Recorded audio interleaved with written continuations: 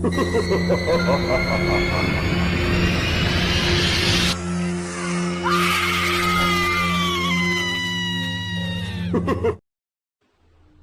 का लालच हर किसी को होता है, पर ज्यादा लालच आपको मौत के दरवाजे तक ले जा सकती है। ये कहानी रामदास की है। रामदास एक बंगला खरीदते हैं। रामदास उस बंगले से अच्छी तरीके से वाकिफ नहीं थे। उन्हें ये बंगला सस्ते दाम पर मिल चुका था। इतना बड़ा बंगला, वो भी इतनी कम कीमत पर, जिसके कारण उनकी खुशी का ठिकाना नहीं था। ये बात बिल्कुल सच थी कि बंगला बहुत ही बड़ा था। इस बंगले के चारों ओर बड़े बड़े पेड़ थे, मानो पूरा बंगला जंगल में समाया हुआ है। बंगले की दीवारों से प्लास्टर उखड़ चुका था। बंगले की छत के ऊपर तक पेड़ों की शाखाएं पहुंच चुकी थी, जिससे बंगला और भी डरावना लगता था। रामदास की पत्नी, जिनका नाम राधिका था, उन्हें भी ये बंगला काफी पसंद आया। वो जानते थे कि बस इस बंगले को साफ करने की जरूरत है, उसके बाद तो ये अच्छा दिखने लगेगा। एक हफ्ते बाद उन्होंने सारी तैयारी कर ली, बंगले को अच्छी तरीके से साफ सुथरा कर दिया और उसे रहने लायक बना लिया। एक बार की बात है, जब रामदास काम पर से होकर अपने घर को आ रहे थे, तो रास्ते में उन्हें एक बुढ़िया मिली और उनसे कहने लगी कि लगता है कि तुम उसी डाक बंगले में रहते हो, जितनी जल्दी हो सके चले जाओ। ये कहकर वो वहां से चली गई। रामदास को वो बुढ़िया की बातों पर बिल्कुल यकीन नहीं आया। उन्हें लगा शायद ये कोई पागल है और बहकी बहकी बातें कर रही है। उस दिन जब वो अपने घर लौटे तो रात को बिस्तर पर उन्हें नींद नहीं आ रही थी। वो इधर उधर करवटें बदल रहे थे। जब उन्हें नींद बिल्कुल भी नहीं आ रही थी, तब वो बिस्तर से उठकर छत पर चले गए। रात काफी हो चुकी थी, चारों ओर अंधेरा था। कुछ समय बाद रामदास जी को ऐसा अचानक सा महसूस हुआ कि कोई काली सी परछाई सीढ़ियों से नीचे उतर गई हो। रामदास जी घबरा गए और अपनी आंखों को मलने लगे।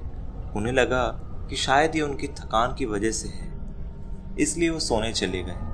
नींद तो उन्हें आ गई थी, पर तभी फिर से उनकी आंख खुल गई और वो उठ के बैठ गए। रात काफी हो चुकी थी, चारों ओर अंधेरा था। खिड़की की तरफ एक दीपक जल रहा था, जिसकी वजह से थोड़ी सी रोशनी हो रही थी। अचानक उन्हें छत पर किसी के चलने की आहट सुनाई दी। रामदास को लगा कि आखिर कौन हो सकता है, और वो देखने के लिए छत पर चले गए, लेकिन ऊपर कोई भी नहीं था।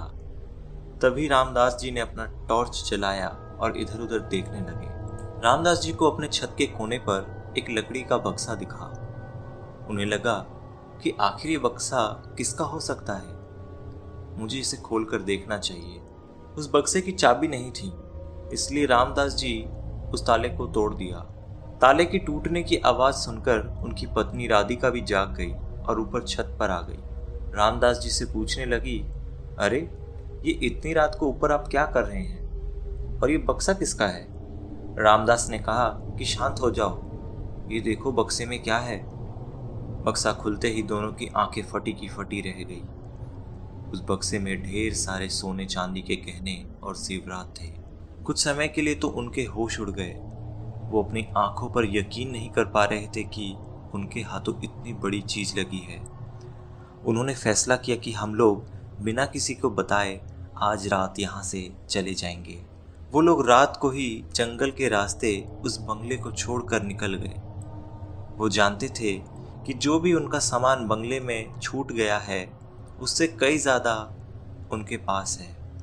रात के अंधेरे और सन्नाटे में वो दोनों निकल गए। सुबह होने ही वाली थी और वे लोग उस बंगले से काफ़ी दूर निकल चुके थे। रामदास जी ने सोचा कि अगर कोई मेरे हाथ में ये बक्सा देखेगा तो शायद उसे शक होगा।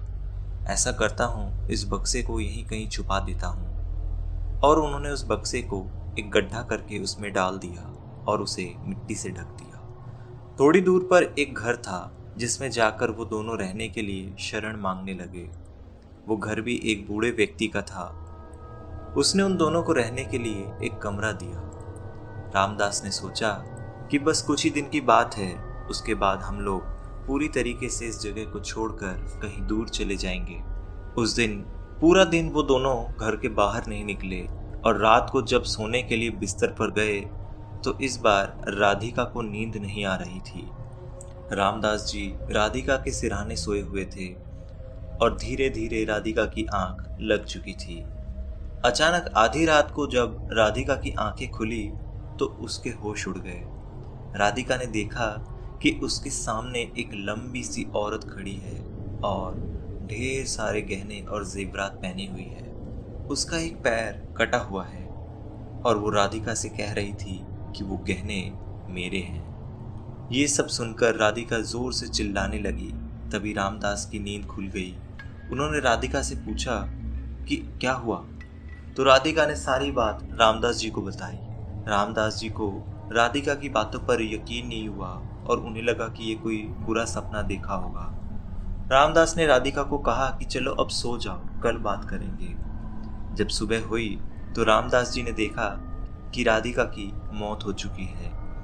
यह देख रामदास पीछे की ओर गिर गए और उन्हें इस बात का एहसास हुआ कि रात को जो राधिका कह रही थी वो बिल्कुल सच था। बाद में रामदास जी उस बक्से को देखने तक नहीं गए और अपनी सारी बात गांव के लोगों को बताई। लेकिन रामदास जी ने किसी को उस बक्से के बारे में नहीं बताया, यह कहाँ छुपाया है ये भी नहीं बताया, क्योंकि वो जानते थे कि ये बक्सा किसी के भी मौत का कारण बन सकती है। तो दोस्तों, ये घटना 1997 के नालंदा जिले की है। अभी वो बंगला आधे से ज़्यादा टूट चुका है, जो और भी खतरनाक लगता है। इस तरह की घटना सुनने में बहुत अजीब लगती है, क्या ये संभव है? लेकिन जब मैंने इस घटना को अच्छी तरीके से सुना तब मुझे भी यकीन हुआ।